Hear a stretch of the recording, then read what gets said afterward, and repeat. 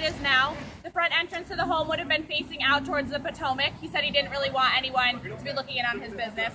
And so he builds this place, and then he has a really weird feature he puts in there, and people are questioning it. At first, lovely Georgetown students. We're right by the campus now. So when he builds the house, he puts in a really weird feature. He has a tunnel going from the basement all the way down to the Potomac River.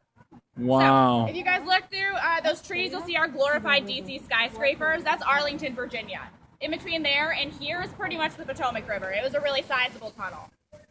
Everyone was asking Benjamin Stoddard why he had built it, and he went to his grave never citing a reason. The most popular theory is that he was using it for tax evasion purposes. He was a businessman here in DC as well as being the Secretary of the Navy, and so he may have been taking some of those larger priced items and smuggling them up into his home. So, regardless, he ends up funneling all of his money into this house and then loses it because of that. Once he loses the property, this place is left vacant. It's never really vacant, though. At the time, it was the early 1800s. It was very popular for people to steal freed African Americans and bring them to the South to sell them into slavery. That's what they repurposed this tunnel for. You had a lot of squatters in the home.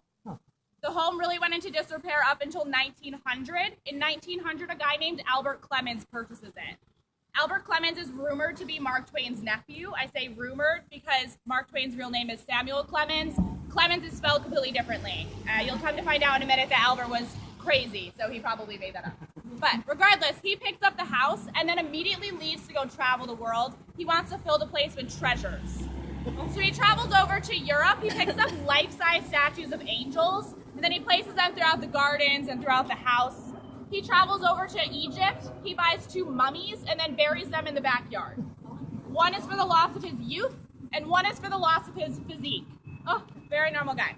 He comes back after traveling for a few months, and he finds out that he's filled the entire house with all of these treasures, and he doesn't have room to live there.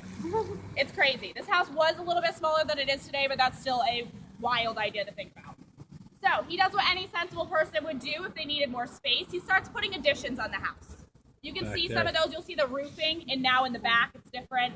He added on a few stories. If you guys walk past it, which we will later, you'll see the circular windows and some columns. Those are design features he put in. After he's done making all these sensible additions, he starts making non-sensible additions.